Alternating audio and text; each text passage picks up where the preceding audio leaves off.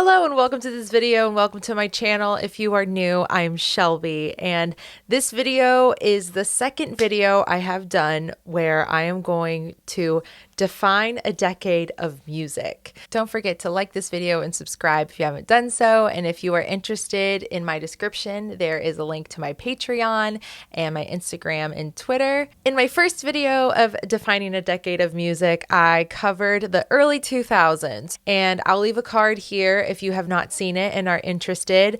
But as you can tell from the title, I am going to be talking about 2010 to 2019 in this video. I'll be honest, I was a little hesitant at first to make it, only because where I was in my life, I feel like the first half of the 2010s, I was very in touch with what was popular. And then the second half, a lot of huge changes happened in my life. I was a bit more out of touch, not completely unaware, but once I started researching and kind of jogging my memory of when songs were released, I was like, wait a minute, okay, I was not as out of touch as what I felt I was. I definitely can make this video. I call it defining a decade because basically what I mean by this is, like, when you hear these songs, these are songs that were either just so absurdly popular for that particular year in a decade, or they're songs that when I personally hear them, I immediately associate them with that time period. Please let me know in the comments as you are watching this video and going through the different years, what songs you associate with these different years, because truly, one thing I can say about making this video for this decade of music is it was very, very hard to only pick 2 to 3 songs for each year, especially in the second half, because I think not as much time has passed. So a lot of songs in my brain still felt very fresh and very popular. So it did make it more difficult. So I definitely love to see in the comments what songs you associate with the 2010s. All right, so let's start with the year 2010. And the first song from 2010 that absolutely defines this year on a personal level for me, but also I think in public play, is California Girls by Katy Perry featuring Snoop Dogg. You can pretty much say any single from the Teenage Dream album, because that was a pop album that truly was one of the main driving force popular albums of 2010. There's nothing much more to say. It was the song of the summer in 2010. It was just a very, very fun bubblegum pop song that featured Snoop Dogg. What a wonderful combo. Another song is a very popular musician, which features another very popular musician, and that is Love the Way You Lie by Eminem featuring Rihanna. I knew this was a song that was going to be on this list of mine. I couldn't remember if it was an '09 song or a 2010 song, so I was really hoping it was 2010, and it was. So as soon as I saw that it was released that year, I was like, yes, absolutely. This song was an iconic song from the year 2010. And then my honorable mention is because this song was very popular amongst people, but it definitely wasn't a song that was on the radio for very obvious reasons, and that's Runaway by Kanye West. My favorite Kanye West album was released in 2010, My Beautiful Dark Twisted Fantasy, and this album was a moment. People either loved it, didn't understand it, or they hated it. I loved it. I also thought it was hilarious, but it was also just beautiful. It was a totally different approach to music for Kanye West, and I adored it. And it's definitely an iconic moment in his career. 2011 is a year that I didn't even have to look up to see if this was like the #1 song, because I already knew in my brain it was, because I just couldn't escape it. And that is Party Rock Anthem by LMFAO. First of all, LMFAO, hello. Do they still make music? That's a genuine question. That was the party song of party songs of 2011 and for the next couple years. I associate that song so deeply with that year in my life because it was everywhere. The second song for 2011 was also an absolute no-brainer. This is a personal favorite pop song of mine, and it is quite literally an anthem to so many people now, and that is Born This Way by Lady Gaga. All of the singles from the Born This Way album, well, I loved the whole Born This Way album, but all of the singles from that album were incredible. I just love them to this day. But Born This Way is also absolutely incredible. I love that pop song, and it's the ultimate anthem. It has to be on the list. It has to be. My third song for 2011 is by another absolute powerhouse that anytime she releases music, it's going to be massive, it's going to be huge, and it's going to be well loved. And this is Rolling in the Deep by Adele. Rolling in the Deep is the single that stood out to me the most from 21, even though all of her singles were most popular. This was the one that, looking back on this time period, it was the first one I thought of. Okay, 2012 was a weird year for me to list because when I do these sorts of lists, my goal is to pick music that was released in that year, like in the year 2012. But all of the songs that I thought of for 2012 were released in late 2011. First is We Are Young by Fun featuring Janelle Monáe. I was definitely on the Fun train. I thought that Fun was a really unique sounding band, and that's mainly because of their lead vocalist. And his name just slipped my mind. Fun was kind of like a very refreshing moment for the top 40 charts, and even if you didn't like it, you were going to hear it everywhere, and it definitely became a song that you'd hear in like movie trailers or on commercials. It just became a very big moment in pop culture, I would say. Actually, this next song puts the one I just mentioned to shame when it comes to being a pop cultural movement. Yes, I am talking about Call Me Maybe by Carly Rae Jepsen.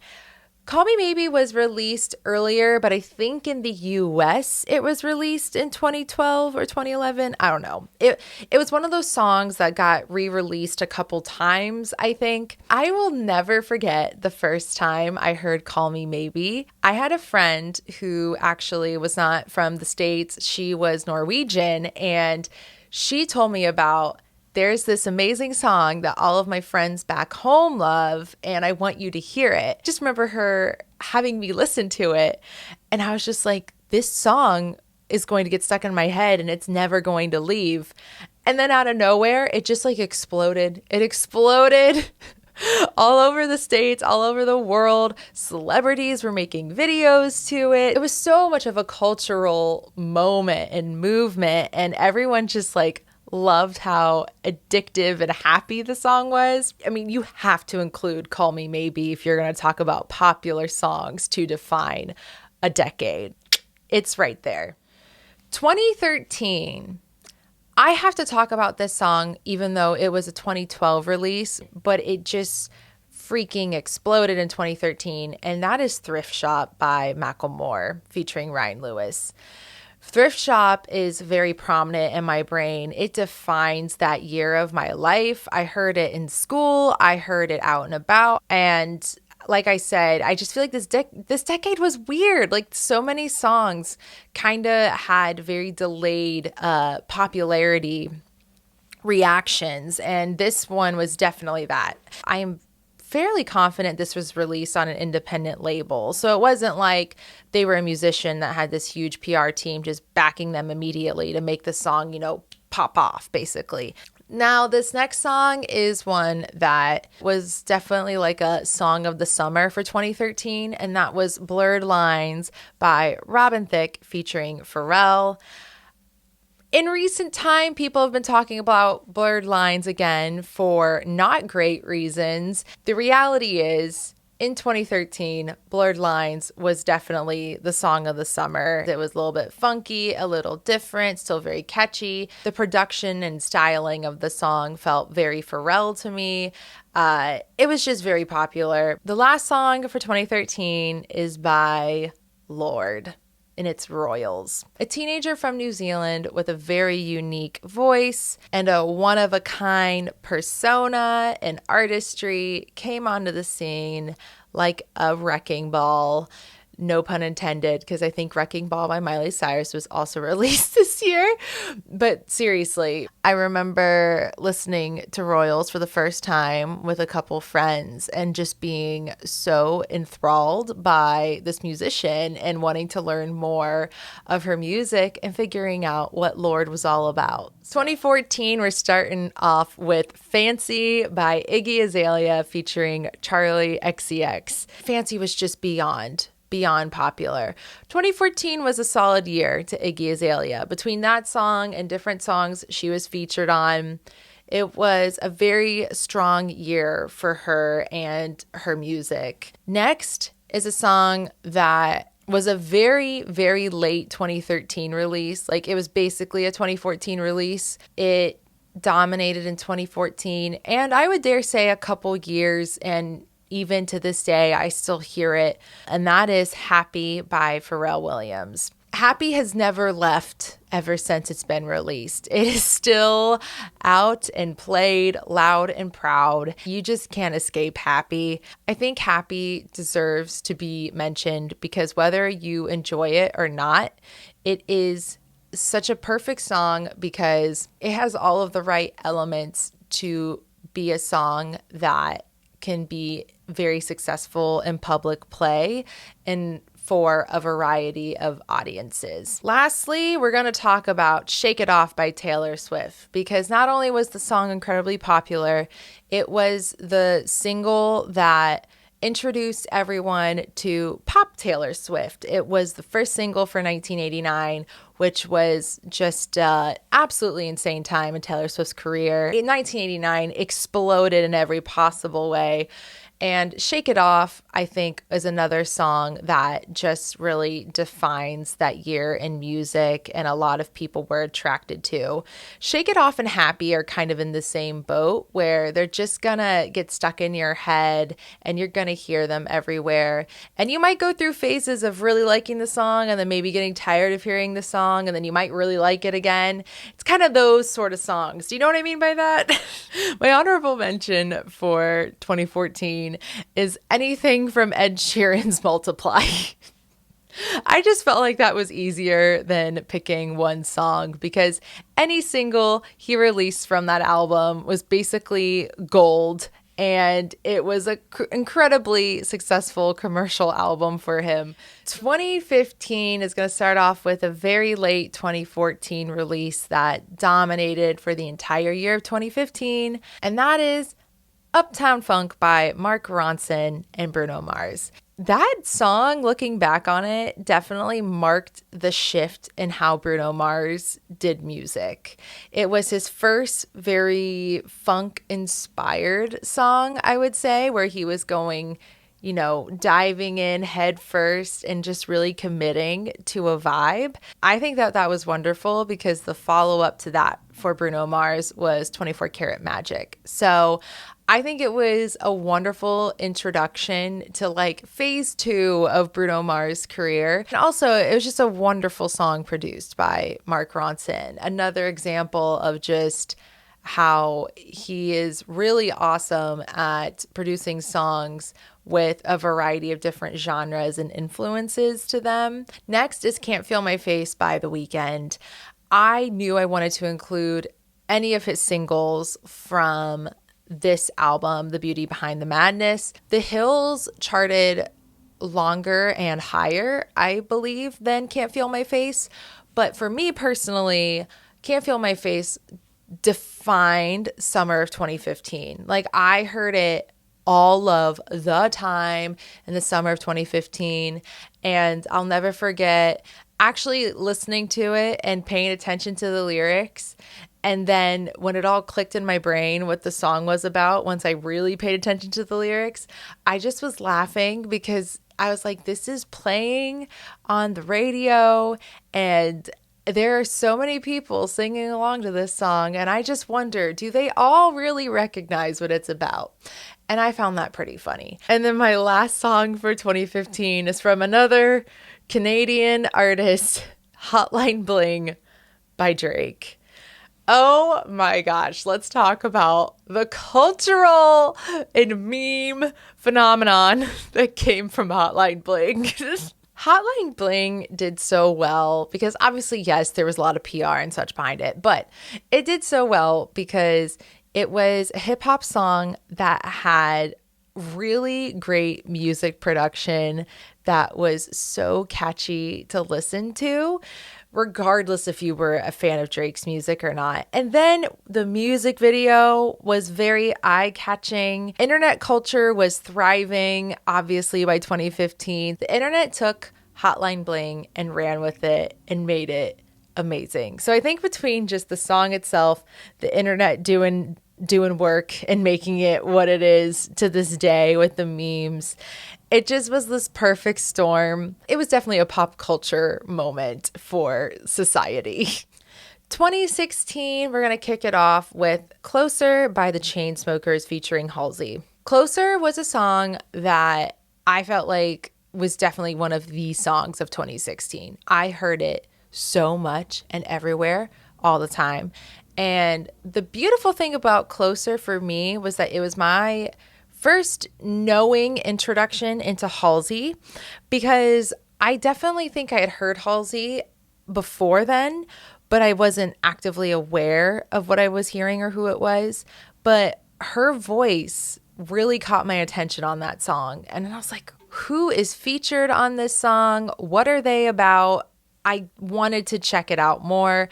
And yeah, that was my introduction into Halsey and their wonderful singing voice. So I am a fan of that song for that reason. Next for 2016 is Sorry by Justin Bieber. Justin Bieber had a few very popular songs in 2016 because he had an album come out, but Sorry is the one that I associate with that year that I heard all of the time. And then next is Work by Rihanna featuring, you guessed it, Drake is back. In general, Rihanna had a pretty solid year in 2016 with her music because I think her album Anti came out in 2016, but Work was one that exploded. It just takes me back to that year. Work, work, work, work, work. And then my honorable mentions for 2016 are another song by Drake, One Dance, and then finally Adele again, Hello. Hello was and is very popular and also is another one that the internet has taken and ran with in a variety of ways. 2017, we're going to start with a song that was released as a single in 2017, but it was actually from an album released towards the end of 2016, and that is That's What I Like by Bruno Mars. Ugh. 2017, I saw Bruno Mars' 24 Karat Magic World Tour. I had the honor and privilege to see that, and it was my first time seeing Bruno Mars live, and I was so happy and obsessed and enthralled with just how much of a good time the show was. But yes, 2017, Bruno Mars. I listened to that album so much for all of 2017, so I was definitely going to include a single on this list. Next is Shape of You by Ed Sheeran from Divide. Shape of You and I have a very interesting relationship because when I first heard the song on my own, I didn't mind it. I was like, yep, this is definitely a single by Ed Sheeran. I can tell it wasn't his B tracks. It was definitely a bit more pop driven. But like with most of Ed Sheeran's singles, I hear it once on my own and I'm like, okay, I'm cool with this. Will I like his other songs that aren't singles more? Probably. But then I kept hearing it and then I got a little tired of hearing it. But regardless of my personal opinions and feelings, there's no denying that it was a very popular song for 2017, and I had to include it on the list. Next is Humble by Kendrick Lamar. Kendrick Lamar's Damn came out in 2017, which is why, no surprise, there is a song from that album on this list. Humble is the only song I have heard from Damn. I have not heard anything else from that album yet, which I might be doing that soon on the YouTubes. By 2017, I hadn't really heard much from Kendrick Lamar, like his solo work. I've only really heard him on features up until that point because I wasn't seeking out hip hop music in the year of 2017, but I still knew that song. And now that I've listened to more of Kendrick's music and truly is like the hip hop artist of my generation, I am very excited to listen to Damn. And I will. Okay, so 2018, we are going back to having some songs that were 2017 releases that just were everywhere in 2018. And the first one is absolutely, I had to include it, Havana by Camila Cabello featuring Young Thug. And that song was a 2017 release, but holy cow, was it everywhere in 2018. And now we're getting to the point where 2018 was only a couple years ago. So you still hear Havana a lot to this day. And I don't know. I think everyone just thought it was so catchy. And I think part of it too was it was kind of her first big moment going solo. It definitely is a song that I would pick to define that year. Next is Rockstar by Post Malone featuring 21 Savage. And that is another 2017 release that dominated in 2018. Post Malone is someone that I actually haven't listened to an entire album by him. But his singles, I have heard all of the singles, and I've heard them a lot because they are so well loved. And when I was making this list, I was like, I knew this year, I felt like it was about that year that I knew I wanted to include a Post Malone song because I just feel like he was really exploding in that year and has continued to explode. I mean, a lot of people love Post Malone. I actually really like, he is another artist that does the rapping but also can sing as well, and I love when I get that variety. And he's got a couple songs that I really enjoy, so I'm definitely ready to dive into his catalog a bit more. And then another song for 2018 was I Like It by Cardi B featuring Bad Bunny and J Balvin. And I heard I Like It everywhere, but I felt like this was very important because those are all three musicians that I feel like you heard a lot of in 2018 and have heard a lot of onward. So I felt like that was a very important song to include to define the decade. Lastly, we're on to 2019, and we're going to start with one of the ones that I would consider a no-brainer, and that is Bad Guy by Billie Eilish. Like world domination, that song, you know? And you just heard in general pretty much anything from Billie Eilish in that album everywhere. And Bad Guy confused me at first, and it confused so many people at first. And then the more I kept listening to it, the more I liked it. Once again, I think that happened to a lot of people. It was a lot to take in at first for me, you know? It was a lot. But in the end, man, Billie Eilish, I cannot wait to see what she keeps doing. From that album to her album she just released this year in 2021.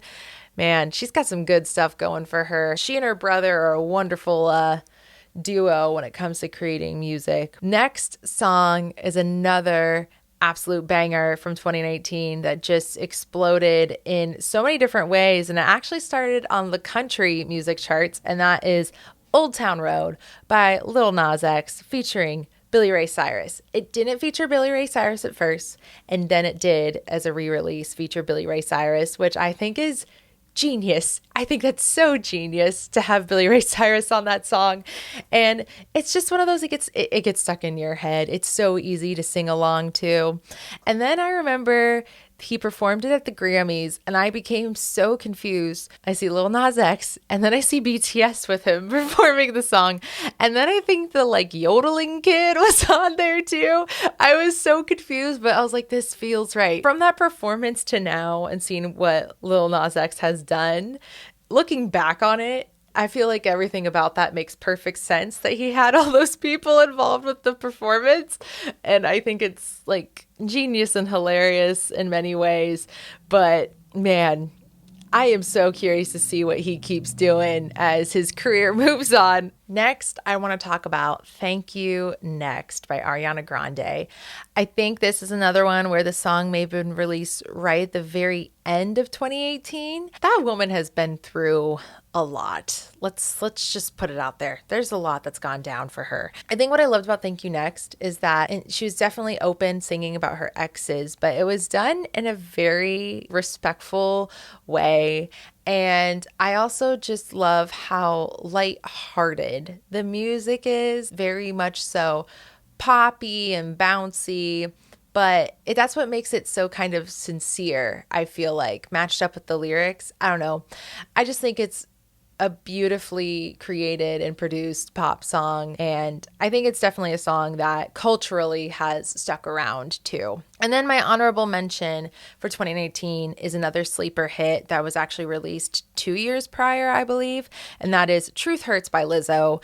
I knew I wanted to include it because it just was so popular in 2019, but it was a song that was released a couple years prior. It's kind of funny how that happens, but that song was just so beyond popular, and it really just made Lizzo explode, put her on the map. There she is. That is my 2010 to 2019 wrap up. There are a lot of songs that I am missing. There are a lot of songs that I wanted to mention, but I couldn't mention. And like I said, I think it's because especially the second half of that decade is really not that far away. So we had a lot of songs that are still very popular now. And it made it harder for me to pick what songs I would say defined those years, because I do feel like it's easier when more time has passed to look back and kind of decipher and figure out what songs naturally feel like define those years. Let me know in the comments what songs you would pick to define the 2010s. I would definitely love to read through that. But thank you so much for watching, especially if you made it until the very end. And until my next one,